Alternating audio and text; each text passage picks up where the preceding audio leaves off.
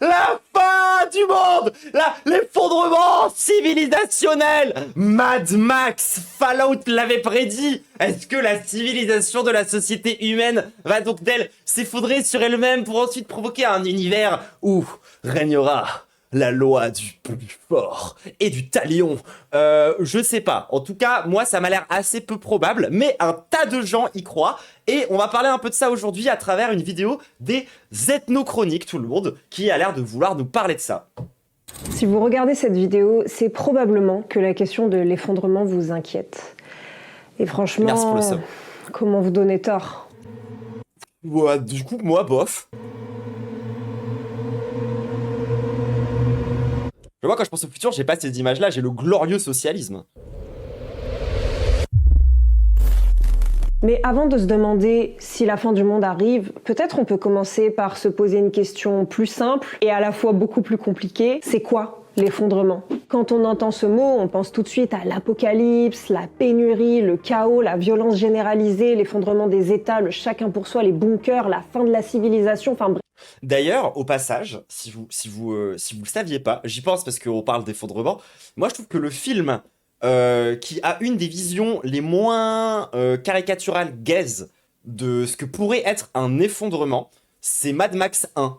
Parce que si vous connaissez pas bien la saga Mad Max, déjà c'est que des bangers, franchement allez regarder tout ce qui est sorti autour de Mad Max, hein, même le 4 est excellent, même l'épisode spécial sur Furiosa est incroyable, enfin tout est bien, genre vraiment tout est bien dans Mad Max. Et en l'occurrence, ce que les gens ont en tête assez souvent quand on pense à Mad Max, les déserts, les voitures, les gens avec des lance-flammes et tout, ça correspond vachement plus à Mad Max 2, Mad Max 3 à la limite, Fury Road, tous ces trucs là tu vois. Mais Mad Max 1, le tout premier Mad Max, vraiment le tout premier de l'histoire, ça a pas du tout le même mood. En fait, c'est pas un film post-apo. Contrairement à ce qu'on pourrait croire, c'est pas du tout un film post-apocalyptique. C'est un film apocalyptique, tout court. En fait, t'es pas du tout en post-apo, t'es en train de vivre ce qui ressemble à une espèce de très lent effondrement où basiquement il commence à y avoir des bandits un peu partout qui commencent à prendre basiquement. Enfin, tu sens qu'il n'y a plus d'État, qu'il n'y a plus vraiment de loi, mais on n'en est pas encore du tout rendu au moment où genre les villes ont été rasées, il reste plus rien. Genre on est vraiment pendant l'effondrement dans le premier Mad Max.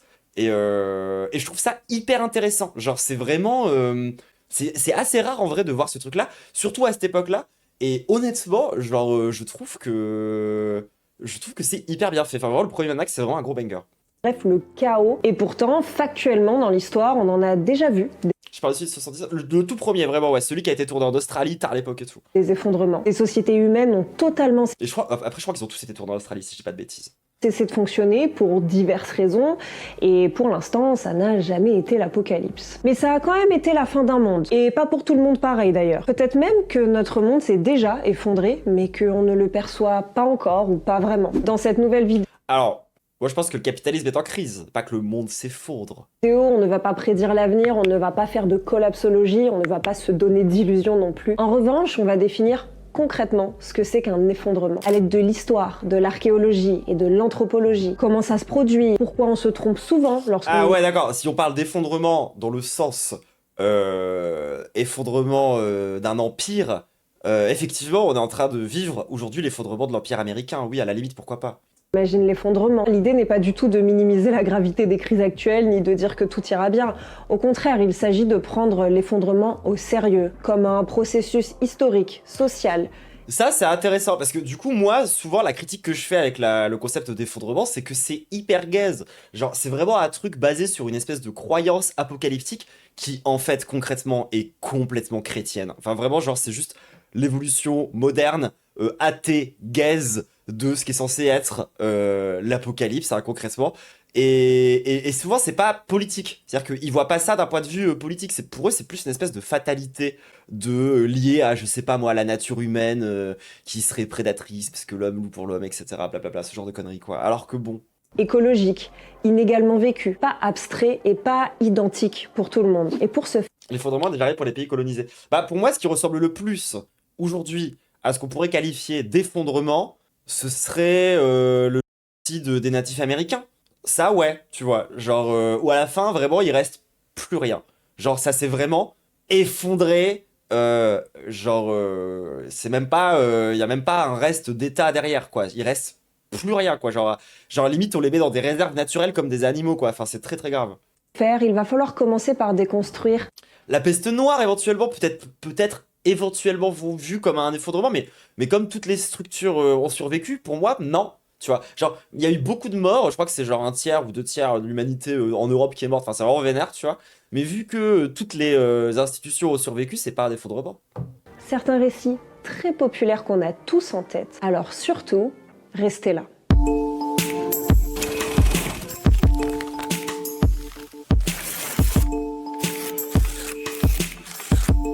En Océanie, ils ont été massacrés. Oh, bah, de toute façon, j'ai pris l'exemple le plus hardcore, mais évidemment, c'est vrai aussi en Afrique, c'est vrai aussi en Océanie, c'est vrai un peu partout.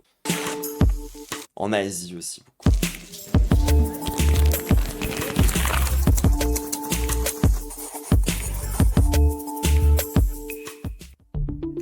Bah, la chute de l'URSS, je sais pas si c'est un effondrement, tu vois. Moi, je sais pas. Ce qu'on appelle effondrement, c'est lorsque un monde cesse de fonctionner. Et ce n'est pas un hasard que ce soit quelque chose qui nous fasse très peur aujourd'hui, étant donné l'état de notre... Peur, je sais pas, hein. Enfin, il y a beaucoup de gens qui attendent que ça aussi, parce qu'en fait, je trouve qu'il y a un truc qu'il faut pas négliger dans l'effondrement, c'est le côté quasi fétichiste du délire, quoi. Il y a plein de gens qui n'attendent que ça, qui sont en mode vivement l'invasion de zombies, quoi, je serais enfin un peu heureux.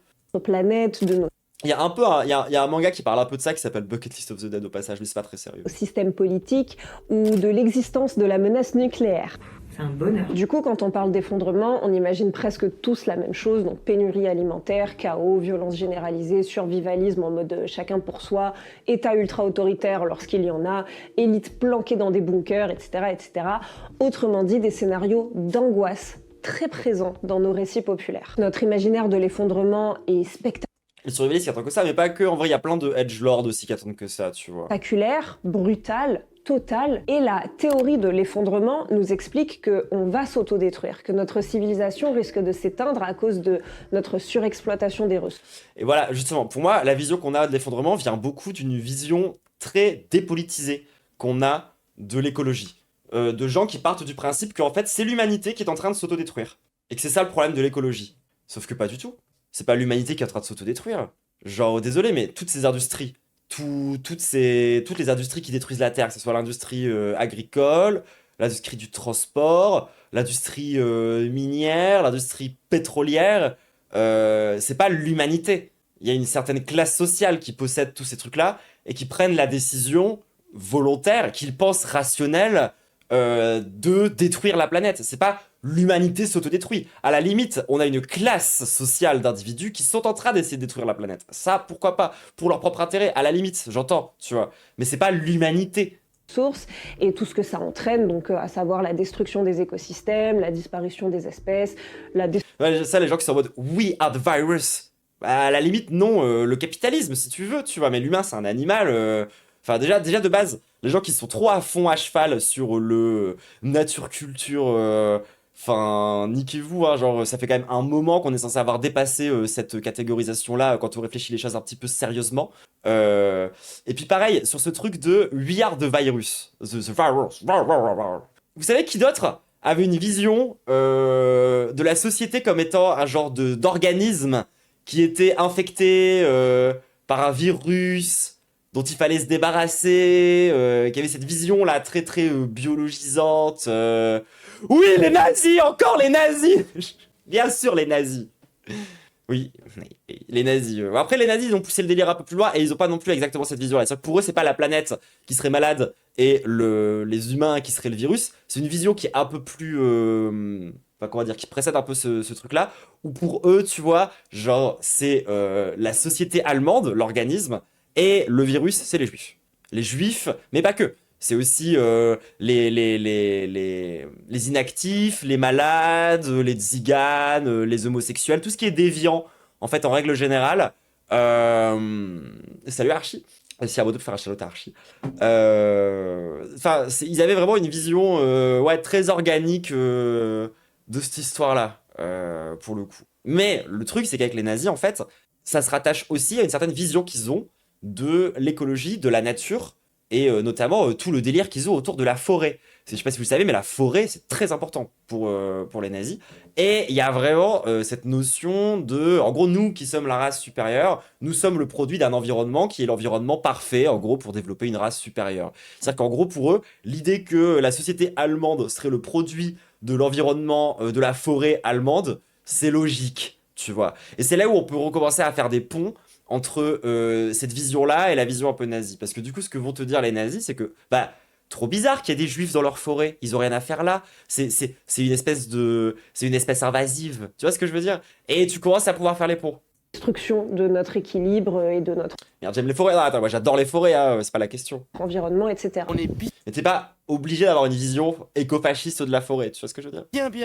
Bien. Et pour illustrer cette théorie, il y a un exemple, une fable, que tout le monde utilise. Peut-être même que vous y pensez déjà. Il s'agit de l'histoire de l'île de Pâques, ou plutôt Rapa Nui, de son vrai nom. Une petite île du Pacifique dont les autochtones auraient mal géré les ressources et en seraient venus à bout en abattant tous les arbres et tout, menant donc à l'effondrement de leur société. Alors, je crois que c'est un cliché raciste, cette histoire. Excusez-moi. Oui, non, pas par rapport à cette histoire de l'effondrement de l'île de Pâques, Rapa Nui, les Bionicles. Oui, c'est le lore. Enfin, bah, bref. Genre, mais non, ce que je veux dire, il me semble que de mémoire, c'est un peu un récit colonial, cette histoire d'arbres. Parce que, bon, il me semble que le fait que leur société se soit effondrée, ça prédate pour le coup l'arrivée des colons. Mais que les colons, quand ils ont vu ça, ils se sont juste dit, ah, ils sont trop cons, ils ont coupé tous les arbres et ils en sont morts. Alors que de mémoire, je crois que les archéologues de maintenant sont pas trop sur cette take-là et ils sont plutôt en mode il y a eu des trucs climatiques. Je sais, j'ai plus les datas de base, peut-être qu'elle va en dire plus. Parce qu'ils étaient trop inconscients pour se rendre compte que les ressources naturelles n'étaient pas illimitées. On va pas se mentir, vu notre manière de surconsommer dans le... C'est complètement débile, hein, parce que pour les peuples qui sont pas baisés du crâne comme nous avec l'industrialisation, généralement, tout ce qui est équilibre écologique en général, ils captent ça de façon assez instinctive. Occident capitaliste, c'est pas un scénario totalement déconnant pour notre futur à nous. Mais le problème, c'est qu'on choisit de mettre en scène un peuple lointain et exotique pour que cette histoire nous serve de leçon à nous. Et puis en plus, il faut faire attention à quelque chose, ce n'est pas parce qu'un récit est populaire et qu'il a une morale qui fonctionne pour un certain message pour nous, qu'il est valide. Historiquement, anthropologiquement, l'effondrement c'est pas si simple que ça, et Rapa Nui n'est pas un exemple qu'on peut utiliser ainsi. Qui a lu Jared Diamond parmi vous? Jared Diamond, pour ceux qui ne le connaîtraient pas, c'est un écrivain américain, biologiste évolutionniste de formation, devenu célèbre pour ses livres de vulgarisation sur l'histoire humaine et l'environnement. Il a une tête un peu goofy. Il s'est notamment fait connaître du grand public avec Guns, Germs and Steels et Effondrement, dans lesquels il cherche à expliquer pourquoi certaines sociétés se développent ou d'autres disparaissent. Ces livres, ils ont eu un énorme succès parce que ils proposent des récits qui sont clairs, accessibles, très narratifs, enfin c'est du très bon storytelling quoi. En revanche, c'est pas du tout basé. Voilà. Les travaux de Jared Diamond ont fait l'objet de critiques Qui l'eût cru? très fortes, méthodologiques, D'autant plus que je suis désolé, mais enfin, des extinctions vraiment radicales de civilisation, c'est quand même super rare, hein. Genre, même quand t'as un empire qui s'effondre, les structures politiques, elles y survivent et elles évoluent, hein. Genre, c'est aussi vrai pour l'Empire romain, hein. théoriques. On lui reproche notamment des raccourcis un peu simplistes, une bibliographie sélective et datée. On lui reproche de ne pas croiser ses sources, de ne pas passer par la validation des pairs. On lui reproche une tendance à la Oui, bon, il y a eu les dinosaures. monocausalité et une vision profondément ethnocentrée de l'histoire. Et puis surtout, il y a un vrai angle mort dans son travail, c'est la politique. Et plus précisément, la colonisation, le capitalisme industriel et les choix politiques des élites. Là, c'est marrant, ça, les blancs, on adore ignorer tout ça. Enfin, les sociétés que Diamond utilise pour construire son argumentaire sont presque toujours non occidentales, non industrielles, non modernes, selon ses termes, et présentées comme ayant été incapables de s'adapter, parce que le type a un sacré POV Jules Ferry. Oui, puis en plus, t'as raison, les dinosaures existent encore, en plus, c'est devenu des oiseaux. Et il est un peu méprisant vis-à-vis des non-occidentaux. Il les prend un peu pour des cons, quoi. Donc oui, c'est un immense succès éditorial, mais c'est juste parce que Diamond raconte très bien des histoires qui nous parlent. Oui, en plus, c'est vrai, ça, vous avez raison de le dire dans le chat, l'Empire romain en Orient, il a tenu pendant des centaines d'années de plus. Mais bon, c'est l'Orient, donc on s'en branle et c'est pas légitime. qui nous touchent Et oui, les gens, l'Empire byzantin et tout, c'est l'Empire romain d'Orient. Hein. et nous donnent l'impression de comprendre quelque chose. Mais voilà, c'est des histoires, et pas vraiment de l'histoire. Et pourquoi je vous parle de lui? Eh ben parce que une immense partie du débat grand public et médiatique sur la question de l'effondrement va rapidement citer ses bouquins. Et que typiquement, l'imaginaire sur l'île de Pâques, sur Rapa Nui, donc sur l'effondrement que nous avons, eh ben, Les Bionicles. ça vient de Diamond. Ça fait partie Daimon? Mais c'est un streamer? des exemples sur lesquels il a construit son récit. Sauf que tous ces exemples sont discutables, voire démontés par les experts et les spécialistes. Dans la majorité des cas, ce que nous raconte Diamond, ce n'est pas du tout ce que la science nous montre. Allez, cancel Daimon! Reprenons donc notre question de Rapa Nui. On apprendra à faire des radios libres le soir comme ça. Diamond nous raconte qu'a eu lieu un écocide, donc ce qui nous pend au nez à nous également. Ses habitants auraient détruit leur Ouais, Daimon a créé les Bionicles, c'est ça. environnement en surexploitant les arbres. La déforestation aurait provoqué des pénuries, des famines et des conflits, menant à l'effondrement de la société Rapa Nui. Sauf qu'en réalité, ce scénario ne tient pas. On en a pas mal parlé dans une vidéo il y a 2-3 ans sur la chaîne, mais pour vous faire un petit résumé, l'archéologue Terry Hunt et l'anthropologue Carl Lippo, dans leurs travaux, ont démontré que la déforestation Car Lippo, c'est le collègue de McFly. J'ai cherché un jeu de mots, j'ai pas trouvé. massive qui a causé la perte de l'île de Pâques est largement liée à l'introduction accidentelle J'ai envie de dire McGlee, un truc comme ça. des McPlee, ouais, c'est bien. rats et autres espèces invasives suite aux vagues migratoires d'après le début de la colonisation. Et ce, bien plus qu'à une surexploitation humaine incontrôlée. La version Diamond Voilà. efface totalement le choc colonial, mais aussi l'esclavage, les maladies, les violences, la destruction de l'équilibre social, etc. Et donc parler d'écocide, dans le cas de Rapa Nui, c'est totalement invisibiliser l'histoire. De plus, les sociétés polynésiennes sont hautement adaptatives, avec une gestion très sophistiquée de l'accès aux ressources. Donc ça serait vachement étonnant quand même que pendant des millénaires, les gars ils aient vogué d'île en île en s'en sortant toujours bien, et là boum, tout à coup ils font n'importe quoi. Surtout étant donné que les peuples non occidentaux pour la plupart n'ont pas une relation naturaliste à l'environnement, c'est-à-dire qu'ils ne considèrent pas qu'ils peuvent pomper les ressources comme nous le faisons. Ils voient la nature comme une vie tout aussi importante qu'une vie humaine, et donc ils n'ont pas une relation Stylé. Désolé, j'aime trop les rats. d'exploitation avec leur Ah, faut que j'arrête de dire ça. environnement. Même chose, si vous voulez plus de détails là-dessus, il y a une vidéo parmi les premières de la chaîne et puis je vous la mets dans le petit i. Bref, l'effondrement réel de Rapa Nui, c'est donc avant tout provoqué par le contact colonial. Autre exemple qu'il donne, Ça renforce la pensée coloniale en mode ce sont des sauvages qui détruisent tout. Non, mais exactement. c'est le Groenland qui se serait effondré à cause d'un durcissement des conditions climatiques qui a fait que les locaux ont abandonné les lieux parce qu'ils faisaient de l'élevage et que c'était devenu trop difficile avec les changements climatiques. Bon, on est bien d'accord qu'il y a des gens qui vivent dans des conditions bien plus difficiles, bien plus froides, genre les Inuits, et c'est juste que ils font pas d'élevage, mais ils vivent de la pêche. Mais a priori, les locaux du Groenland n'auraient pas su s'adapter, selon Diamond. Son argument, c'est que vu qu'on n'a pas trouvé d'arête de poisson, forcément, ils ont pas pensé à pêcher du poisson. Et là, c'est le drame. Sauf que c'est une lecture très naïve des traces Oui. archéologiques. L'absence de preuves n'étant pas la preuve de l'absence, ce que C'est les colons, les sauvages. En plus, oui, généralement, c'est plutôt les colons, les sauvages. l'archéologie nous montre Genre, on vous rappelle, c'était quoi les méthodes des conquistadors? C'est à base de oui, vous inquiétez pas, on vient pour discuter avec votre chef. Puis dès que t'es face au chef, tu le butes. Et vu que t'as des armes à feu et qu'ils savent pas ce que c'est, tu effraies tout le monde et tu prends le contrôle comme ça. C'est beaucoup ce genre de truc, hein. Franchement, genre, en termes de sauvagerie, les colons, ils posent quand même ils se posent là. réellement, c'est que les peuples locaux broyaient les arêtes de poisson pour en faire des farines alimentaires. Mais voilà, c'est vraiment ça, la kryptonite de Diamond. Le mec a un vrai L'histoire, en fait, basiquement. biais ethnocentriste et évolutionniste très ancré en lui qui fait qu'il prend vraiment les peuples non occidentaux pour des êtres sous-évolués. Et même chose, si c'est des notions dont vous n'êtes pas familier, rendez-vous sur d'anciennes vidéos de la chaîne. Bon, on va Oui, en vrai, sa chaîne est vachement bien si vous connaissez pas. On réacte de temps en temps, mais vraiment, allez checker, il y a plein de vidéos cool. pas y passer 1000 ans non plus, mais il dépeint l'Empire Inca comme inférieur, ce qui aurait mené à sa chute, alors que l'Empire Inca était bien plus solidement gouverné que celui de Charles Quint en réalité. L'historien Kenneth Pomeranz montre Oui, juste ils se sont pris une turbo-maladie dans la gueule. Hein. qu'il projette sur l'histoire de la Chine médiévale une lecture profondément occidentalo-centrée du développement. Enfin bref, vous avez compris, si on veut parler d'effondrement, il faut dépasser les mythes diamondiens, on va dire, de l'écocide de l'île de Pâques, parce que ces récits sont invalides, voire problématiques. Si on s'attarde En fait, la chaîne a un nom horrible. Genre, elle s'appelle Les Ethnochroniques, quand même. Et c'est basé, c'est trop bizarre. Ici sur Jared Diamond, en soi, c'est pas pour faire un procès individuel du type. Après tout, il a 88 ans. Zaka était très chaud niveau empire centralisé, etc. Ouais, c'était très centralisé pour le coup. Mais ce qui explique aussi en partie la chute, à quel point c'est rapide, hein, parce que le problème quand t'as un truc qui est surcentralisé, bah c'est que tu supprimes le centre, galère. Enfin, qu'on lui foute la paix, quoi. Mais c'est surtout parce que ces récits structurent encore massivement notre imaginaire collectif de l'effondrement. Et surtout parce que pendant qu'on fantasmait sur des effondrements mal compris, passant à côté de dynamiques historiques très concrètes, eh bien il y en avait d'autres, des effondrements, bien réels, bien documentés, qui nous apprennent en réalité totalement autre chose sur nos sociétés humaines. Avant de continuer, on va faire un petit point.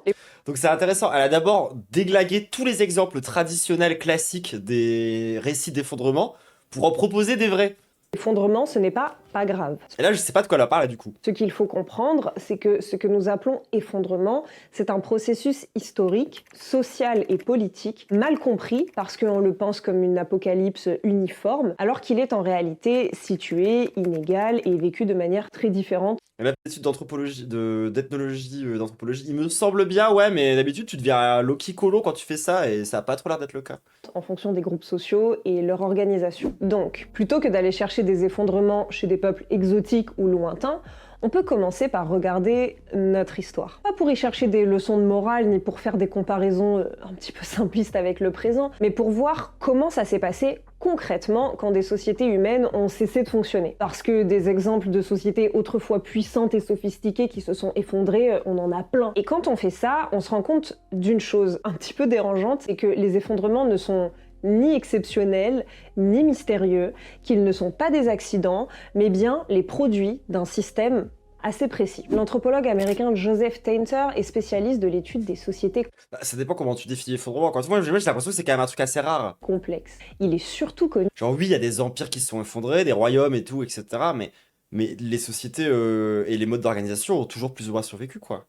pour son ouvrage The Collapse of Complex Societies, devenu une référence académique sur la question de l'effondrement. Contrairement au récit catastrophiste, il analyse l'effondrement comme un processus social et politique. Pour lui, les sociétés ne disparaissent jamais brutalement. Elles perdent progressivement en complexité. Prenons un exemple hyper classique, la chute de l'Empire romain. Rome D'Occident. ne s'est pas construite en un jour, elle ne s'est pas effondrée en un jour non plus. Rome était l'une des plus grandes villes de l'Antiquité et le centre d'un empire fondé en... Parce qu'il y a quand même un truc qui est vrai sur l'effondrement de l'Empire romain d'Occident, c'est qu'il y a certains trucs qu'on pouvait faire à ce moment-là qu'on a dû arrêter de faire, tu vois. Genre, par exemple, tout ce qui était communication longue distance, ça a pris un peu cher. Alors qu'à une époque, tout ce qui était réussir à communiquer pendant l'Empire romain, c'était super important pour administrer tout ça. Et donc du coup, il y a certains trucs qui effectivement ont dû s'arrêter. Mais en fait, il y en a d'autres qui, eux, au contraire, ont réémergé des trucs qui avaient été interdits par l'Empire romain ou même un retour à certaines autres traditions. Et il faut pas vraiment voir ça comme un retour en arrière. 27 avant Jésus-Christ, avec l'instauration de l'Empire romain par Auguste, mais qui se construisait en réalité depuis bien plus longtemps, évidemment. Pendant plusieurs siècles, cet empire a structuré une immense partie de l'Europe, de l'Afrique du Nord et du Proche-Orient, mais en 476 après Jésus-Christ, on dit que l'Empire romain d'Occident s'effondre. C'est la date traditionnellement retenue pour marquer la chute de l'Empire romain d'Occident. L'effondrement de Rome est souvent présenté comme une catastrophe, une chute brutale, la fin d'une civilisation, mais dans la réalité, ça n'est pas forcément ce qu'on observe. Car quand l'Empire romain d'Occident s'effondre, les Romains ne meurent pas. C'est bien l'Empire qui s'effondre. Les institutions, les réseaux administratifs, les infrastructures, les élites impériales. Mais la grande Et encore, est-ce qu'elles disparaissent? Genre, pas tant, hein. Enfin, il y a des trucs qui survivent, hein. majorité de la population, elle continue de vivre. Simplement, elle vit avec moins de centralisation, moins d'impôts, moins de services, moins de contrôle, moins de sécurité étatique, etc. Ce que nous dit Tainter, c'est que ça n'est pas la disparition d'une société à laquelle on fait face, mais la disparition des institutions qui structurent cette société. Il nous explique que Ouais, genre l'église de Rome, bah, bon exemple. les sociétés humaines sont en fait des systèmes de résolution de problèmes à grande échelle. On va mettre en place des institutions, donc On appelle ça des modes de production aussi. Des organisations, des infrastructures et tout, de plus en plus complexes pour répondre à des problèmes collectifs. Donc ça va être des systèmes agricoles, des infrastructures, des armées, des administrations, des systèmes de transmission idéologique, des religions, des lieux de religion, des bureaucraties, des élites, une centralisation politique, etc. Et à chaque nouveau problème, sa nouvelle institution, et à chaque nouvelle institution, ses nouveaux problèmes. Enfin, vous voyez l'escalade, quoi. Et en fait, la complexité, comme C'est pas une escalade, c'est la progression naturelle de l'histoire, le conflit, la lutte des classes, etc. ça, et ben ça a un coût. Plus une société est complexe, et plus elle a besoin d'énergie pour l'agriculture intensive, pour gérer les gens, plus elle a besoin de ressources financières, en matériaux, plus elle a besoin d'une coordination administrative compliquée, etc. Et donc, au bout d'un moment, ça finit par devenir à perte. C'est ce que Tainter appelle le rendement décroissant. Chaque institution, au bout d'un moment, coûte plus qu'elle ne rapporte. Et c'est là que l'État entre en zone dangereuse. L'effondrement survient quand maintenir la complexité coûte plus cher que d'y renoncer. Revenons donc à l'Empire romain. Je sais pas à quel point j'accroche à l'explication par rapport à la complexité.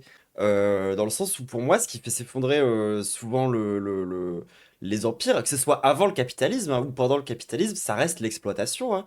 Genre, je suis désolé, mais à la fin, au bout du bout, c'est juste que l'exploitation humaine n'est pas tenable, et ça finit toujours par créer des déséquilibres qui provoquent de la tension, qui mènent derrière à l'effondrement d'une classe sociale ou d'un système politique. C'est pas le niveau de complexité. Ça me paraît... Enfin, je veux bien prendre en compte le niveau de complexité, parce que ça m'a l'air d'être pas non plus complètement déconnant de réfléchir un petit peu ça, tu vois. Mais... Enfin... In fine, ce qui déconne, c'est surtout que les accroissements d'inégalités, des crises de production qui peuvent être liées parfois à des trucs même climatiques. Genre, tu prends par exemple l'éruption du volcan Elafalayoku qui a provoqué genre 3-4 ans de récolte de merde pendant le Moyen-Âge, qui a fait s'effondrer plein de royaumes. Bon, bah c'est pas parce que les royaumes étaient trop complexes à ce moment-là, hein, c'est juste qu'il y a eu une grosse crise, qu'à ce moment-là, politiquement parlant, c'était tendu pour un tas d'autres raisons, et que paf, ça craque quoi. Au bout d'un moment, l'Empire devait financer... Genre, tu sais, reprenons l'exemple de l'Empire Inca. L'Empire Inca ne s'est pas effondré parce qu'il était trop complexe, par exemple. C'est tellement de routes, d'armées, d'administrations. Niveau de complexité, c'est le pire facteur aggravant qui crée beaucoup d'inertie. Mais moi, c'est pour ça que je dis que je veux bien le prendre en compte. Parce que moi, je pense qu'un système, objectivement trop complexe, c'est ce qu'on appelle une bureaucratie, en fait, concrètement. C'est un système qui sert surtout à s'entretenir lui-même, dans une espèce de grande bureaucratie insupportable, de gros trucs administratifs ingérables, ça, je veux bien l'entendre, tu vois. Mais d'en faire la racine du problème, pour moi, c'est un facteur qui est pas du tout le facteur principal, quoi. Provinciale, d'organisation, de redistribution, de gestion des temples, de bureaucratie impériale, plein d'élites politiques différentes qu'il fallait rajouter tout le temps, donc des couches de complexité supplémentaires. Donc c'est plus précis, Elafalayoku est rentré en éruption quelques années avant la Révolution française, il me semble, ça participait aux crises agricoles qui amenaient à la Révolution. C'est entre autres une des raisons qui fait que, du coup, politiquement parlant, il y a eu la Révolution, ouais. Ouais, ça fait partie des nombreuses explications qui sont toutes vraies, hein, qui sont toutes vraies en même temps, de comment est-ce qu'on en est arrivé là, quoi. Avec des nouvelles réformes militaires. Genre, pour expliquer la Révolution, on peut aussi montrer que, en fait, la classe bourgeoise avait déjà commencé à imposer des systèmes capitalistes un peu partout, qu'il y avait eu un roi bourgeois juste avant, il y a aussi eu tout un remplacement progressif des classes de nobles et des classes aristocratiques par la bourgeoisie, avant même la Révolution, où en fait les bourgeois ont commencé à prendre de plus en plus de pouvoir, avant de définitivement switcher le système. Des impôts supplémentaires, etc. Ouais, il n'y a pas de début, il n'y a pas de fin, genre c'est vraiment un truc assez compliqué, c'est l'histoire, quoi. Etc. Et au bout d'un moment, ces campagnes militaires, elles coûtaient bien plus qu'elles ne rapportaient. Les citoyens, ils voyaient leurs impôts augmenter, tandis que eux, ils s'appauvrissaient, donc ils voulaient plus financer un système qui leur coûtait davantage qu'il ne leur rapportait. Et l'effondrement est alors une solution. C'est qui le roi bourgeois? Je sais plus. C'est pas genre Louis XV, un truc comme ça. Genre. Parfaitement. Je sais plus. Rationnel. Mais c'était pendant la colonisation et tout. Genre, si quelqu'un peut me rappeler c'est qui le roi bourgeois, ce serait cool. Dans ces cas de grandes civilisations qui s'effondrent, ce n'est pas un accident ou une espèce de folie collective. C'est juste que ça fonctionne plus et il faut rétro-pédaler. En fait, c'est des cascades d'effondrement et avec... Philippe Égalité, avec merci. des causes multiples. Dans cette perspective, un effondrement, ça n'est pas la fin de la vie sociale, c'est une perte plus ou moins rapide de la complexité d'une société. Et quand je dis plus ou moins rapide, c'est dans Désolé, moi tous les noms de rois, je les skip, les ordres, les machins, les Charles, les Louis, tout ça, je galère. le sens où, quoi qu'il en soit, ce n'est jamais instantané. C'est juste qu'à l'échelle de l'histoire, ça arrive assez vite, de quelques dizaines ou quelques centaines d'années, mais à l'échelle d'une vie humaine, c'est tellement lent et progressif que parfois c'en est presque pas perceptible pour celles et ceux qui le vivent. Dans l'histoire récente, il y a plein de gens qui ont vécu des grands tournants historiques sans les voir passer, Genre Internet. Et moi j'ai l'impression que dans la tête de tout le monde, jeune, vieux, tout ce que tu veux, j'ai l'impression que dans la tête de tout le monde, la société elle est figée et elle ne changera jamais. Et il y a plein de trucs que nous les révolutionnaires, on est naïfs de croire que ça pourra jamais arriver un jour. Parce que, en fait, voilà, les changements sociétaux prennent trop de temps. Alors, il y a un siècle, comment dire, l'état du monde était quand même assez différent, hein. Genre, sans vouloir casser les couilles. Ne serait-ce que nos parents, quand ils étaient gosses, la vie quotidienne n'avait absolument rien de à voir, en fait. Genre, il y a 100 ans, on était dans l'entre-deux-guerres, d'accord? C'est-à-dire que il s'est passé quand même, je sais pas moi, un paquet de trucs, genre la télévision en couleur, par exemple, Internet, enfin, et énormément, enfin, je pourrais même pas faire une liste là tout de suite de tout ce qui a évolué et de comment est-ce que le mode de vie il a pu changer en 100 putain d'années. Genre, ne serait-ce que comment on considère les femmes, genre l'évolution de ça, tu vois, genre en 100 ans, c'est un changement, mais c'est un changement sociétal mais absolument majeur, tout le monde. Je veux dire, le patriarcat, ça a des millénaires, hein. C'est-à-dire que, genre, c'est vraiment des trucs... c'est vraiment des gros, gros changements, hein. Le traitement des populations racisées aussi, c'est quand même un vrai dièse, hein. Genre, tu sais, encore une fois, il y a un siècle, c'était grave ok d'avoir des sociétés ségrégationnistes, enfin, ça fait beaucoup, beaucoup, beaucoup de grands changements, hein. Et moi, j'espère que des grands changements comme ça, je vais en vivre d'autres tout au long de ma vie. Et ça, enfin, je sais pas, je crois vraiment que le monde, il peut changer radicalement en genre 10-20 ans. C'est déjà arrivé plusieurs fois, hein. comme la montée du fascisme. Mon grand-père, dans son village, il n'y avait pas d'eau courante, typiquement, tu vois. C'est jamais un twist qui a lieu du jour au lendemain, en fait, tout ça. Prenons les dinosaures. Non mais si, vous allez voir, c'est très sérieux. La météorite qui a causé leur extinction de masse Alors, je sais pas qui c'est qui a cité les dinosaures tout à l'heure, mais ça me fait un peu rire. GG le troisième œil. a tapé la Terre il y a 66 millions d'années. Or, l'extinction des dinosaures arriva, elle, plus de 32 000 ans après que la météorite ait tapé la Terre. Et encore, c'est discutable parce que y a des dinosaures qui n'ont pas vraiment disparu, qui se sont transformés, enfin, tout ça pour vous dire que la météorite n'a pas provoqué l'effondrement du jour au lendemain, mais a provoqué tout un tas de petits changements qui ont eu des conséquences en cascade, Rappelons que les dinosaures n'ont pas disparu, du coup. menant à une extinction de masse 32 000 ans après l'événement. À une toute autre échelle, pour les sociétés humaines, c'est un peu pareil. L'effondrement, c'est un long processus, c'est pas un événement unique. Ça n'est pas monocausal non plus, hein. Pour Tainter, que ce soit les sécheresses, les famines, les invasions, etc., c'est pas des raisons suffisantes. C'est ce genre de tableau, quand même. C'est tellement beau, genre. Je suis désolé, je suis une bandeuse, hein, des fois d'art, mais alors là, genre, typiquement, le genre de tableau où je suis en mode genre, ah ouais. Va pas produire un effondrement, sauf si tout le reste de l'organisation ne roule plus non plus. On oublie trop souvent que les Pareil, hein, genre les tableaux avec plein de squelettes et tout, moi je suis méga fan, hein. Je trouve ça trop stylé. sauf si tout le reste de l'organisation ne roule plus non plus. On oublie trop souvent que les humains ont une capacité d'adaptation réelle, seulement au prix, parfois, de transformations profondes. Rappelons Comme les oiseaux et les dinosaures! quand même une généralité, il n'existe pas de modèle universel d'effondrement. Chaque cas est différent, avec des dynamiques variables. L'effondrement, il peut être partiel, il peut être suivi d'une renaissance ou d'une vague migratoire. Des États peuvent tomber, Les oiseaux n'existent pas. mais des populations locales peuvent demeurer. Et puis surtout, absolument tous les Le pire, c'est que oui, les oiseaux n'existent pas, mais un peu comme les mammifères n'existent pas, ni en fait toutes les catégories d'animaux qui existent, parce qu'en fait aucune catégorie n'est réellement claire. Ça, c'est un truc aussi que les gens ne comprennent pas. Genre, tu sais, bon, petit aparté, hein, de toute façon, ça, c'est un truc que je raconte quand même assez souvent. Mais pour tous les gens qui pensent que les sexes, c'est dans la nature et que c'est un truc qui vient voilà, de la nature et que c'est biologique, sachez que pas du tout, hein.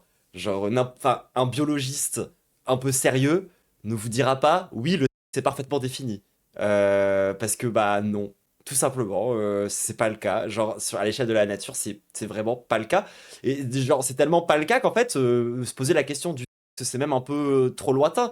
Genre, les espèces n'existent pas. Genre, le fait que, genre, on dise qu'une vache, c'est une espèce différente d'un lapin, c'est déjà, genre, un abus de langage, techniquement. C'est déjà, genre, ça fonctionne même pas. D'un strict point de vue biologique, de ce qu'on est censé faire par rapport à la biologie, ça ne marche même pas. Il n'y a pas de critères objectifs, neutres et parfaits qui permettent de dire que deux espèces sont deux espèces différentes. Ça n'existe pas. Donc alors, autant vous dire que si déjà entre deux espèces ça ne marche pas, alors au sein d'une même espèce, de pouvoir définir des trucs comme le... Bon courage. Bon courage, il y a de la même façon que ça n'existe pas. Systèmes peuvent s'effondrer et ne plus fonctionner. Jusque-là, on pourrait se dire, d'accord, mais tout ça c'est le passé. Mais même si on aime se considérer comme spéciaux dans l'histoire et dans le monde, La question c'est quoi la vie? Bah oui, d'ailleurs ça on pourrait même pousser le délire encore plus loin, c'est vrai. Genre même le concept de vie, de vivant et de mort n'est pas résolu scientifiquement. Le simple même concept, l'idée même qu'on sache précisément c'est quoi un truc vivant de c'est quoi un truc mort, genre ça fout quand même le seum. Il y a plein de trucs qui sont à cheval entre vivant et pas vivant. Genre typiquement les virus, genre je sais pas si vous le saviez, mais un virus, c'est juste un peu de l'ADN. Tu vois, c'est pas un machin qui... Enfin, c'est plus compliqué. Genre, est-ce que genre des protéines, c'est vivant, tu vois? Genre, tu pourrais vraiment te poser la question de qu'est-ce qui est vivant et qu'est-ce qui ne l'est pas. Donc alors, si déjà on n'arrive pas à définir ce qui est vivant, et qu'on n'arrive même pas à définir deux espèces différentes, alors croyez-moi que les sexes, c'est vraiment une... C'est loin, loin, loin, loin, loin, loin, loin. les sociétés industrielles et capitalistes ont finalement soumis Vrai débat les virus. D'ailleurs, on pourrait parler de pluribus. Peut-être je ferai un aparté pluribus. J'ai dit que c'est pas moi qu'il fallait que je parle de pluribus. Peut-être une mini capsule pluribus après. au même principe de complexité que ceux qui ont provoqué l'effondrement des sociétés anciennes. Et puis, des effondrements, il y en a aussi eu dans notre histoire récente. Pas abstrait, pas théorique, bien réel.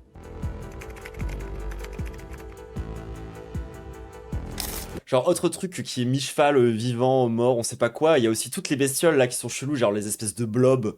Tu sais, tous les trucs aussi qui vivent dans la mer avec les planctons, qui en fait sont des espèces de super colonies qui forment un espèce de gros individu. Où tu sais pas, genre si l'individu c'est le tout ou c'est chaque petit truc pris un par un, parce que nous c'est un peu pareil avec nos cellules. Enfin, tu sais, tu peux te poser vraiment plein de questions. L'agent orange au Vietnam, la mer d'Aral, Ça, les amibes, mitochondries et autres méduses viennent quand même pas mal remettre en question ce qu'on sait, ce qu'on connaît, ce qu'on imagine être le vivant. l'Amazonie, le bassin du Congo. Tout ça, ce sont des exemples d'effondrement. Des mondes durablement abîmés, foutus même, où la vie comme avant ne peut plus être. Des sociétés désorganisées, des formes de vie rendues précaires, et pas par accident, mais bien comme le résultat d'un système économique et politique précis. Pour autant, encore une fois, à la chute de Rome, tous les Romains n'ont pas disparu. Seulement, le récit historique, qui est lui-même institutionnel, s'arrête à la chute de Rome. Comme si, après l'effondrement, il n'y avait plus rien. Or, c'est exactement l'inverse. Après l'effondrement, c'est tout un tas de transformations, de recompositions, de migrations, de résilience qu'on observe. Les récits nationaux historiques ont juste un vrai biais élitiste et sont très injustes. S'ils parlent de l'après-effondrement, c'est toujours comme d'un âge sombre, et ça invisibilise la grande créativité et capacité d'adaptation dont les humains font preuve pour reconstruire des choses. On pourrait dire que les théories qu'on vient de voir avec Rome et tout ça parlent surtout d'effondrement sociopolitique, alors que l'effondrement qui nous effraie aujourd'hui est un effondrement écologique, climatique notamment, qui menace en fait nos conditions de vie sur Terre. Et l'agent orange, l'Amazonie, le Congo, les Appalaches, ce sont des effondrements, des conditions de vie. En fait, C'est surtout des situations coloniales, hein. une chose dont on ne se rend pas toujours compte, c'est que une grande partie de la planète vit déjà après l'effondrement. On parle de fin du monde alors que bon nombre d'humains vivent Ça, c'est intéressant. Très bon angle. déjà dans des mondes effondrés, abîmés. Et pour autant, Regardez, genre... Tiens, vous voulez un exemple d'effondrement dont on n'a pas parlé depuis le début, et alors que c'est évident, et auquel on n'a absolument pas pensé parce qu'on est trop con. Mais vraiment, les gens, genre... Comment on a pu oublier Gaza? Genre, c'est dans l'actualité tous les jours. C'est littéralement sous nos yeux.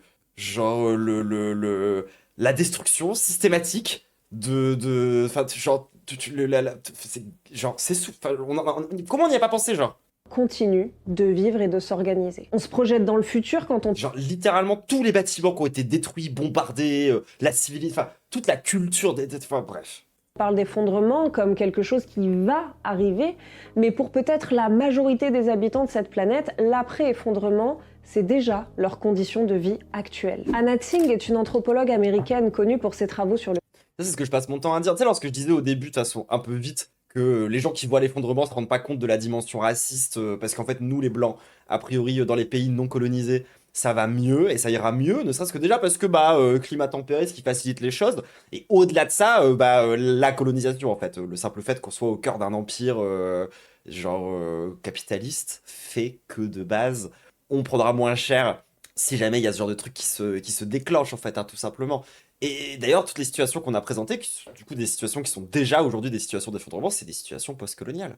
capitalisme, l'écologie et les mondes précaires. Elle s'est faite connaître avec le champignon de la fin du monde où elle étudie la vie dans les ruines du capitalisme à partir de la cueillette du matsutake. Son Ah, ça me fait penser à Common Side Effect. travail montre que même dans des environnements profondément abîmés, des formes de vie humaines et non humaines continuent d'exister et de s'organiser. Le capitalisme Oui, industriel en même temps, s'il y a des animaux dans les abysses, moi j'ai confiance aux animaux pour toujours être là. global, qui repose littéralement sur l'illusion que les ressources naturelles sont gratuites et exploitables à l'infini, a déjà détruit des écosystèmes, ruiné Tchernobyl, il y a ce genre de bail. Ouais, il y a des champignons qui se sont adaptés, je crois, et tout.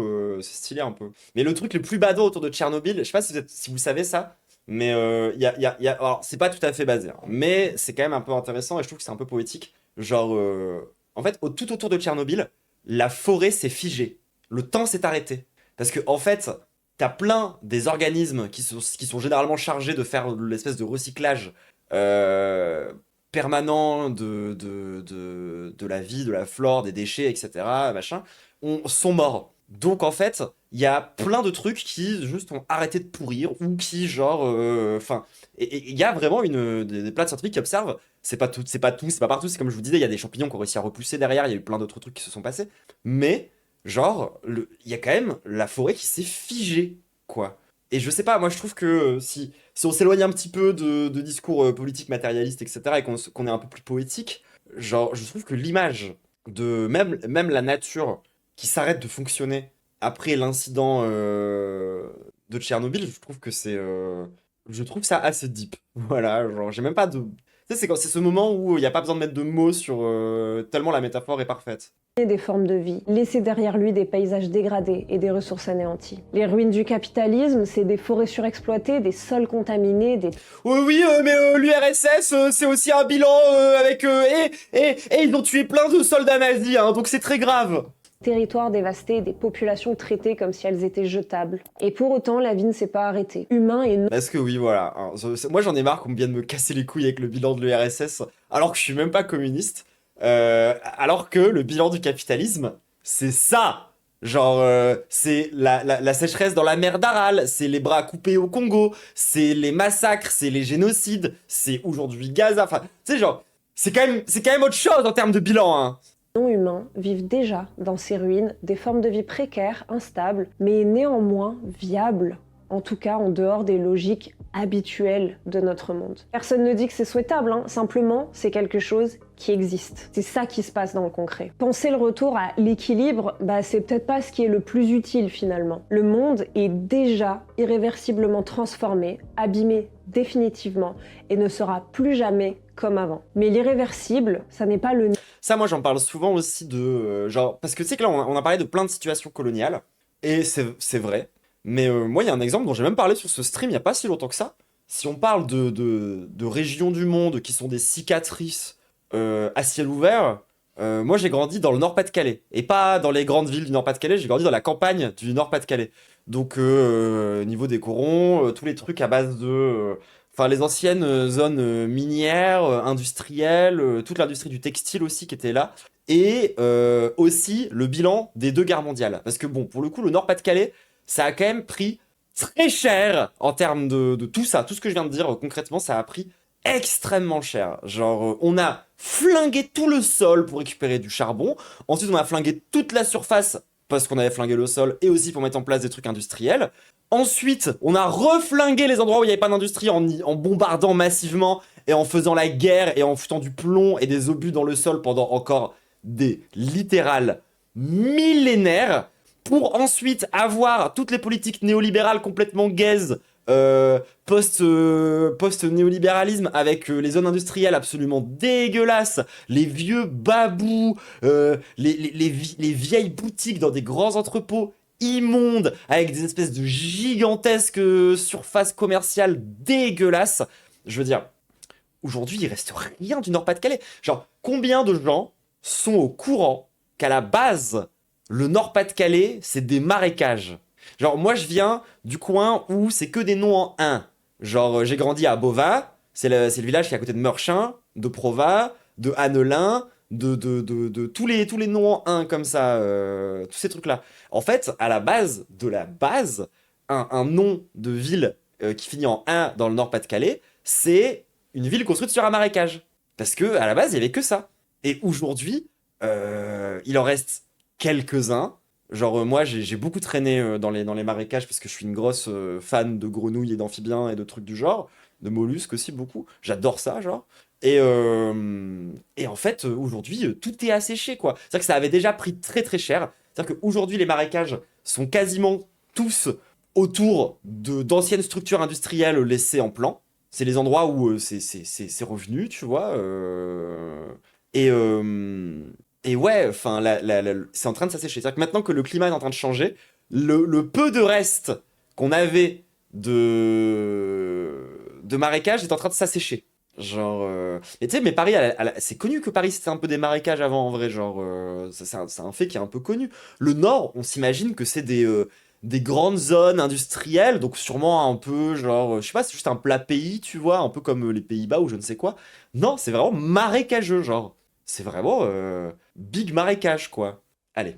Néant. Ça n'est pas parce qu'on ne peut pas réparer qu'il n'y a plus. Donc ouais, ça pour dire, genre, en fait, nous aussi, dans les pays occidentaux, on a des régions qui ont connu, on peut dire, un véritable effondrement, genre même ne serait-ce que écologique, tu vois. Et d'ailleurs, ça c'est même vrai quand on regarde un petit peu l'histoire, genre un fait qui est assez peu connu, et pourtant quand je vais vous le dire, vous allez comprendre immédiatement. Vous savez qu'on avait des lions en Europe? Pendant super longtemps, il y avait des lions en Europe. Hercule, il va pas en Afrique hein, pour aller affronter des lions. Genre dans les 12 travaux là. C'est-à-dire qu'il allait juste genre dans les Pyrénées.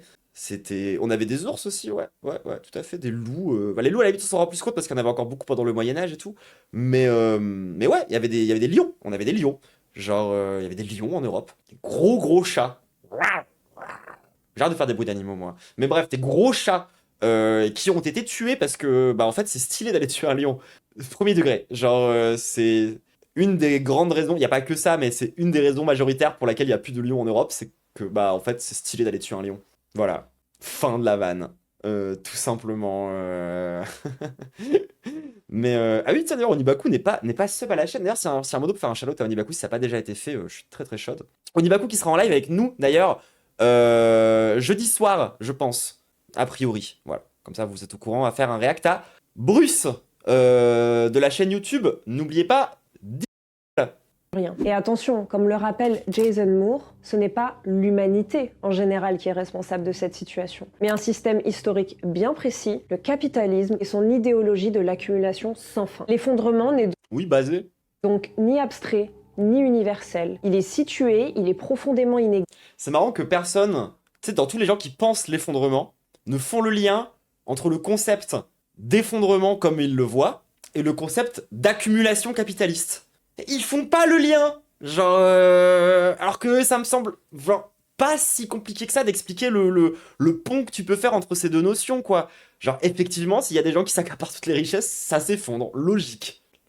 Il est d'abord colonial et racial. Parce que les mondes déjà Voilà. effondrés, ce sont ceux des travailleurs migrants, des communautés rurales marginalisées, des peuples autochtones. Et d'ailleurs, moi, les zones dont je vous ai parlé, qui étaient les plus, comment dire, qui ont le plus souffert et qui ont le plus été dévisagées, genre je vous ai parlé du Nord-Pas-de-Calais. Mais en fait, vous pouvez faire un lien quasi direct avec l'exploitation. Parce que pour le coup, les travailleurs du Nord-Pas-de-Calais, c'était quoi principalement? Je suis sûr que vous pouvez l'avoir. l'écrasante majorité, enfin pas l'écrasante majorité, mais on voit une grande partie des travailleurs du Nord-Pas-de-Calais, dans les usines, dans l'industrie, c'était quoi? Des ouvriers, certes, mais pas que. Prolos, des immigrés, exactement. C'était énormément d'immigrés. Donc en fait, tu peux aussi prendre en compte la dimension de l'exploitation un peu genre low-key coloniale de la même façon. Et tu regardes que les zones qui ont vécu des effondrements écologiques comme le Nord-Pas-de-Calais, bah en fait c'est les zones où on a foutu des immigrés et c'est les zones où on a exploité le plus fort possible les gens. Genre dans le Nord-Pas-de-Calais, moi, un récit qui était vraiment le truc qu'on nous racontait quand j'étais de shot, c'était les enfants qui vont à la mine. C'était le truc, voilà, c'est un peu le folklore de la région. C'est-à-dire que, ouais, il y avait des petits trous, et il fallait que les enfants, ils aillent dedans, mais ils étaient assez petits pour y aller.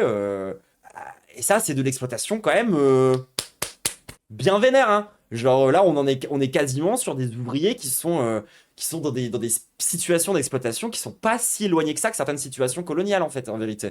Des cueilleurs, des paysans sans terre, ou encore des populations installées dans des zones post-industrielles et extractives. Autrement dit, les personnes qui expérimentent concrètement Voilà, post-industriel et extractif. Bah, en fait, on en a aussi eu dans notre pays, quoi.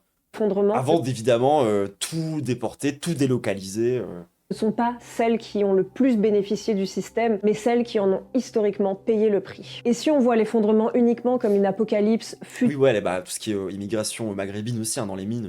future et abstraite, Pour creuser le métro de Paris, etc., etc., etc. en fait, on invisibilise ceux qui le vivent déjà. Parce que l'effondrement, encore une fois, n'est pas universel, il n'est pas homogène, il est parfaitement situé, inégal et politiquement organisé. Dans les mondes qui vivent déjà dans le monde d'après. Elle a raison. Genre, c'est comme quand on vous dit que la crise, ce n'est pas une défaillance du capitalisme. Ça, c'est un truc qu'on répète beaucoup, nous, là, les révolutionnaires marxistes un peu cringe. L'idée que aujourd'hui, la crise que connaît le capitalisme, de la même façon que la crise des subprimes avant, que la crise de l'étalon or encore avant, que toutes les autres crises précédentes, etc., c'est pas genre le système dysfonctionne. C'est pas genre, ah merde, on a mal géré, et du coup, on en paye les conséquences de notre mauvaise gestion. C'est le système. Ça fait partie du fonctionnement naturel du système, ça fait partie de l'équilibre même du système capitaliste, en fait, ces périodes de crise. C'est quasiment dans la def. Eh ben en fait, c'est des existences très ordinaires, donc collectives, relationnelles et tout, qui apprennent à vivre avec les ruines du capitalisme. C'est important de souligner que Et le capitalisme n'est pas un problème. Et là, je reviens sur la critique que j'avais plus tôt dans la vidéo. Le problème du capitalisme, ce n'est pas sa complexité. Encore une fois, c'est le rapport à l'exploitation des gens. Et sur le parallèle que je faisais tout à l'heure, tu te rends aussi vite compte que bah, souvent, quand tu exploites des gens ou que tu les déshumanises, et bah, tu fais un peu la même chose avec l'environnement dans lequel ces gens ils évoluent. Il y a un lien entre les deux, en fait. ce n'est pas la survie individuelle en mode chacun pour soi et tout, comme lorsqu'on imagine l'apocalypse. Genre, tu vois, quand on respecte pas et quand on exploite à balle les populations africaines, bah on respecte pas non plus, en règle générale, genre l'Afrique et tout le continent, genre et toute la nature et les animaux et tout le reste en fait, genre tout va l'un avec l'autre quoi. Nous. Parce que même si on l'oublie tout le temps, le monde n'est pas fait que par les humains. Nous ne sommes pas seuls. Il y a des champignons, des plantes, des animaux, des bactéries, des toxines, etc. qui sont tous aussi des acteurs de l'histoire. Ce que parler d'effondrement peut apporter, c'est de penser les choses au-delà de la protection de l'environnement. C'est l'occasion en fait d'une remise en question beaucoup plus profonde de notre rapport au vivant dans tout son ensemble. Comme l'a montré l'anthropologue Philippe Descola, la séparation radicale entre l'humain et la nature n'a rien d'universel, c'est une construction historique propre aux sociétés occidentales modernes. Et d'ailleurs, moi, c'est un truc qui m'énerve, c'est que beaucoup de gens qui pensent être basés sur l'écologie, en fait, sont encore bloqués à cette distinction nature-culture, humain-nature. Alors que non, genre, moi, ce que je vous dis justement, quand je vous dis que quand on exploite les humains, en fait, on exploite le vivant en règle générale, je suis pas en train de dire que du coup, il y a des situations où on exploite que le vivant, que la nature, et des situations où on exploite que l'humain. Parce que c'est la même chose, en fait. Genre, c'est ce que je vous expliquais juste avant. Fondée sur l'idée que le vivant serait un ensemble de ressources extérieures, exploitables et hiérarchisées. Et penser l'effondrement, c'est donc aussi interroger ça. La manière dont nous avons appris à nous penser comme séparés, dominants et fondamentalement extérieurs du reste du vivant. Et en plus, ce dont on ne se rend pas forcément compte, c'est que d'autres manières de vivre dans le monde, de relationner avec le vivant, peuvent apparaître dans notre monde moderne occidental aussi. Il n'y a pas besoin de regarder uniquement chez les peuples lointains ou dans le passé. On en observe des formes émergentes dans des espaces comme les ZAD ou dans certaines expérimentations politiques et écologiques contemporaines. C'est ce que Descola et Pignocchi décrivent comme des Allez checker ma VOD sur les ZAD, d'ailleurs elle est bien. tentatives de recomposition Ça s'appelle genre zadistes, des révolutionnaires conséquents.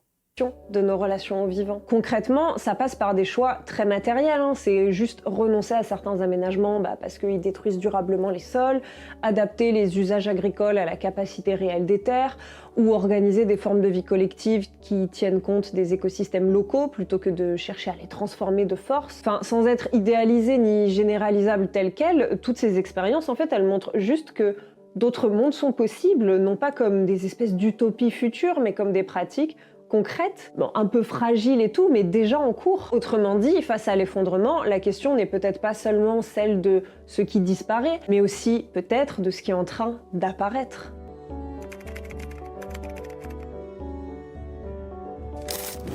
Pour finir, on va parler d'un truc qui fait le plus peur en cas d'effondrement, je pense, c'est la rivalité généralisée. C'est l'un des imaginaires les plus puissants associés. Oui, alors que bon, ce qu'on observe dans les situations de crise comme ça, une fois que les éléments de conflit ont été écartés, c'est surtout de la collaboration. Hein. Associé à la chute de notre monde, le chacun pour soi, la loi du plus fort, la violence dans l'accès aux ressources, chacun qui ferait passer sa survie individuelle avant tout le reste et tout ça. Cet imaginaire, il est tellement ancré et répandu qu'il paraît presque évident. C'est tout l'imaginaire post-apo, hein, alors que pourtant, franchement, pas tant. Souvent, ça c'est vraiment des trucs qui font croire que l'homme est un loup pour l'homme, alors que non. On l'explique même par la biologie, en disant que c'est la sélection naturelle. Ah bah oui, le fameux marxisme, pas marxisme, pardon, désolé, le fameux darwinisme social, bien sûr. Ah bah, c'est pas red flag ça comme concept, j'adore. Forts qui survivent. Sauf que cette vision repose sur une série de contresens et bien avant d'être scientifique, elle est surtout historique et idéologique. La sélection naturelle, c'est un concept de Darwin dans la théorie de l'évolution, sauf qu'il parle pas du tout de la loi du plus fort, hein. Il parle du fait que certaines variations dans un environnement rien à voir, il parle de celui qui baise le mieux. Donné sont plus favorables à la reproduction d'une espèce que d'autres. Ensuite, il faut rappeler que Darwin, il produit tout ce savoir dans un contexte socio-historique qui est très précis, c'est l'Europe industrielle du 19e siècle. Or, dans ce contexte, son idée est réinterprétée petit à petit pour justifier un ordre social fondé sur la concurrence, l'exploitation et les hiérarchies. En gros, un ordre où les plus forts bouffent les plus faibles. Pour définir plus fort ou plus faible, c'est simple, c'est juste plus ou moins privilégié. C'est ce qu'on appelle le darwinisme social, et c'est une idéologie. C'est pas du tout une idéologie nazie. Une théorie. Je tiens à le dire quand même. Scientifique. Mais avec cette lecture, on commence à dire que la compétition entre êtres humains, c'est une loi naturelle universelle. En fait, on va projeter sur la nature les valeurs d'une société capitaliste, industrielle et coloniale qui est en train de grandir, mais en se faisant auto-croire que c'est naturel, genre retournement de situation digne de ton ex toxique. Bref, tout ça pour dire que les humains qui seraient violents les uns envers les autres pour avoir accès aux ressources et tout, c'est un comportement culturel. De dire que ça c'est naturel, c'est juste un mythe capitaliste. Sauf que c'est pas parce que c'est culturel que ça n'existe pas, et en effet, c'est terrifiant de s'imaginer dans un monde où tous les autres individus seraient des ennemis et considéreraient que leur survie n'est possible qu'au prix de notre perte. Heureusement, très rapidement, des auteurs Ah, salut toi comme le géographe naturaliste Pierre Kropotkin oui, il n'est vraiment que ça. Démontre que cette lecture il a rien fait d'autre. sociale des théories de Darwin est complètement biaisée. De toute façon, elle était faite par des politiciens et des Joli troisième œil dans le chat aussi, quelqu'un en a parlé. économistes, mais il montre, par exemple, que dans les environnements les plus hostiles, donc climat extrême, ressources rares, instabilité et tout, la survie des individus ne passe quasiment jamais par la compétition individuelle. Elle passe par l'entraide, la coopération, le partage des ressources, la mise en commun des savoirs et des compétences. Et même à notre échelle, regardez, lorsqu'il y a des catastrophes, principalement, c'est à de l'entraide qu'on fait face après. Il a fait quoi? C'est un anarchiste un peu connu quand même, Kropotkin, il me semble. Hein. Dans l'entraide, un facteur de l'évolution, Kropotkin genre c'est vraiment une figure politique importante. Hein. montre même que de nombreuses espèces animales développent des comportements coopératifs durables et que ça serait d'ailleurs ça la raison de leur évolution. Ah salut Pomme. Parce C'est un modo pour faire un shout-out à Pomme. que l'entraide, c'est pas un supplément moral, c'est pas une vision bisounours genre l'humain Oui voilà, merci, ça j'aime bien. est naturellement gentil, altruiste. Non, c'est une stratégie évolutive extrêmement efficace. Et ça s'observe largement à l'échelle humaine. Que ce soit le langage, les techniques. Ça, c'est tous les gens qui sont en mode, oui, la compétition, c'est quelque chose qui qui naturellement mène genre à des trucs qui sont excellentissimes, c'est trop bien. Alors que non, tu vois, genre la compétition ça a un coût par rapport à l'entraide. Genre la société humaine, elle s'est pas construite sur la compétition, elle s'est beaucoup plus construite sur la collaboration, genre. La culture, la transmission, les soins des enfants, des malades, des personnes âgées et tout ce qui fait qu'un groupe humain tient debout repose finalement sur des formes de coopération. Et l'anthropologie moderne le confirme largement. Encore une fois, pendant les catastrophes naturelles récentes qu'on a pu vivre, les sociétés touchées organisent des accès aux ressources, mettent en place des systèmes de solidarité, parfois même de façon... D'ailleurs, ça, si vous le saviez pas, c'est un mec qui bande ça à mort. C'est Miyazaki. Pas celui qui a fait les jeux vidéo, celui qui a fait les films. Genre, il fait des films qui sont hyper joyeux, tout ce que tu veux, machin, etc. Alors qu'en fait, c'est un espèce de bandeur d'effondrement. Mais lui, il a la vision inverse de nos droitards. C'est-à-dire que lui, il attend que un effondrement de la civilisation pour que les gens se remettent à collaborer et à coopérer et à refaire du commun. Et c'est de là que réémergera pour lui une société plus saine. Donc en fait, Miyazaki a vraiment une vision genre à la fois en accord avec la vision de certains gens qui sont très dans l'effondrement, et en même temps qui s'y opposent assez radicalement. Enfin, c'est pas basé, hein. On rappelle que c'est pas super basé d'imaginer un effondrement pour pouvoir mettre en place une société communiste, capitaliste, ce que tu veux, genre. Mais, genre, il a une mentale assez particulière, un truc qu'on n'a pas beaucoup, nous... complètement informel. Le pillage et le chaos existent peut-être, mais en général, ils sont largement Accélérationniste basé. Bah non, juste accélérationniste du coup, donc pas basé. exagérés par les médias, tandis que Moi je trouve pas ça basé, mais c'est intéressant. l'entraide ordinaire reste Ça se voit beaucoup dans... Alors vous avez cité Nausicaa de la Vallée du Vent, bon exemple de film, mais le film où ça se voit le plus, c'est dans Pogno sur la falaise. Genre, parce que dans Pogno, à un moment, il y a vraiment un genre d'effondrement, tout est englouti, genre, c'est... Et tu vois que il y a une organisation qui se remet en place et tout, et les gens qui recommencent à faire du commun, etc. Et c'est un film... Enfin, genre moi, Pogno, c'est pas mon préféré, mais c'est un de ceux que je trouve les plus intéressants par rapport à ça. Non, celui que je déteste le plus, c'est Le Vent se lève. Je le déteste, ce film. invisibilisé, et c'est entre autres pour Ah, Mononoke, c'est encore différent. ça que le mythe de la loi du plus fort est aussi difficile à déconstruire. La violence, elle existe, bien sûr, mais ce qu'on observe, c'est qu'elle n'est pas tant répandue que ça, et que souvent, elle est justement encadrée par des structures sociales. Et que si elle apparaît entre des individus, c'est surtout lorsque les systèmes de solidarité sont détruits, empêchés ou criminalisés. Si l'idée de la guerre de tous contre tous en cas d'effondrement nous semble crédible, ce n'est pas parce que c'est biologiquement fondé, mais plutôt parce que ça correspond à notre expérience quotidienne dans nos sociétés qui sont hautement compétitrices. Nous vivons dans un système qui organise la rareté, qui individualise les risques, qui rend la survie matérielle dépendante de la concurrence. On n'est pas vraiment dans un système d'entraide. Du coup, ça devient presque impensable d'imaginer que les humains puissent réagir autrement qu'en se concurrençant. Ça me fait penser à la personne dans le chat qui disait que le communisme c'est trop utopique et tout parce qu'on serait trop immature en gros, les humains, pour pouvoir mettre en place un truc comme ça. On en reparlera je pense après la capsule. Mais justement, moi je suis vraiment pas d'accord avec ça. Et c'est un peu ce qu'elle est en train de raconter là. Et d'ailleurs, c'est beaucoup ce qu'on voit dans les films ou les séries post-apocalyptiques. Sauf que ces récits, ils viennent pas du futur. Ils sont écrits dans le présent. Et donc en fait, ils en disent souvent plus sur les valeurs du présent qu'autre chose. La vérité, c'est qu'en cas de survie, c'est pas le plus fort qui s'en sortira le mieux. C'est probablement ceux avec le plus grand réseau d'entraide et de solidarité par contre. Parce que Exactement. seul, on peut pas faire grand chose. Le survivalisme, c'est Comme dans le militantisme au passage. pas un truc qui fonctionne à long terme, tandis que l'entraide, c'est la norme, c'est la condition en fait de l'humanité. Et le cinéma du capitalisme libéral et compétitif, ça vaut rien à l'échelle du vivant. Ce sont les formes de vie collectives, relationnelles et solidaires qui sont les plus viables au long terme. Tout ça ne veut pas dire Basé, genre basé. que l'effondrement serait une bonne nouvelle, ni que il faudrait s'y résigner, ni qu'il suffirait de s'y adapter. Ça veut dire que si l'effondrement n'est pas la fin du monde, immédiatement en tout cas, ça peut être un vrai point de bascule, ça peut être un grand tournant qui permettrait de tout réinventer. Et peut-être qu'il serait intéressant de commencer maintenant à se demander comment on va faire pour vivre dans un monde déjà irréversiblement abîmé. Bah écoutez, c'était super basé, hein. Moi, ce que j'aime trop avec cette chaîne, c'est qu'il y a vraiment une analyse matérialiste, quoi. Il y a vraiment, genre, enfin, genre, elle se pose vraiment les bonnes questions, je trouve, cette meuf.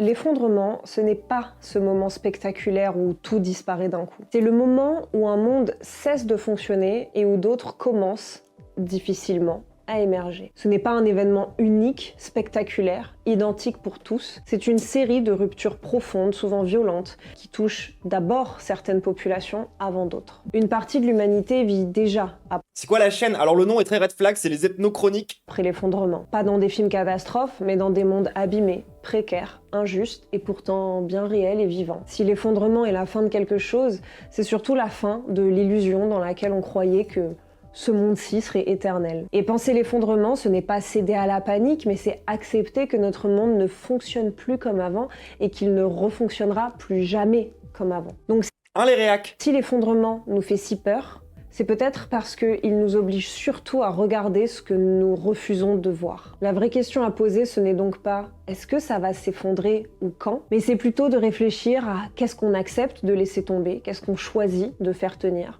qu'est-ce qu'on va apprendre à faire autrement ensemble, qu'est-ce qu'on On peut laisser tomber le capitalisme par exemple. on décide de construire à partir de là, parce que le futur ne se joue pas dans un bunker, mais dans les relations que nous construisons dès maintenant, dans un monde déjà abîmé.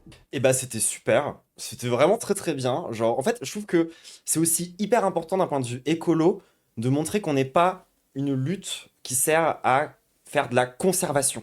Parce qu'en fait la plupart des trucs qu'on perçoit comme étant juste des trucs à conserver en fait sont déjà plus là ou n'existent déjà plus. Genre par exemple genre les écolos basés sont pas là pour dire qu'il faut préserver et conserver la nature. Déjà parce que pour eux la nature ça fait pas de sens. Parce que séparer la nature et la culture et l'humain, c'est déjà quelque chose de débile. Donc en fait, je trouve que c'est important de garder en tête basiquement tout ce qui a été raconté aujourd'hui sur l'effondrement. C'est-à-dire qu'en fait, il faut arrêter de regarder les choses avec un œil un peu naïf, il faut regarder les choses un peu concrètement, matériellement et historique. Il faut que tu prennes en compte, genre, l'exploitation, la colonisation. Il faut que tu prennes en compte l'histoire de l'humanité et de notre rapport à la nature, et de comment notre rapport à la nature il a évolué. Et je trouve que c'était vraiment une très bonne vidéo, tout le monde écoutez. J'ai pas de meilleure conclusion à faire qu'elle, donc on va s'arrêter là, je pense, pour la capsule. Merci YouTube d'avoir regardé jusqu'au bout. N'hésite pas à me donner de l'argent sur Tipeee. Les liens sont en description, ainsi que le lien de la vidéo d'origine et le lien de la chaîne à laquelle on vient de réact aussi au passage si t'as envie. Tu peux aussi retrouver, tu peux aussi m'envoyer un petit boost pour les vidéos, ça fait toujours plaisir. N'hésite pas à lâcher ton meilleur abonnement, ton meilleur follow, commentaire. Venir nous voir en live aussi, on fait des trucs vraiment bien. Genre là, je pense qu'on va avoir un petit débat juste après la capsule. Je sais pas si je vais l'enregistrer ou pas, donc on va voir. Donc si jamais tu veux même me poser des questions ou quoi que ce soit, n'hésite pas à venir directement sur le stream. Bisous YouTube. Watch me fly, fly, I be pulling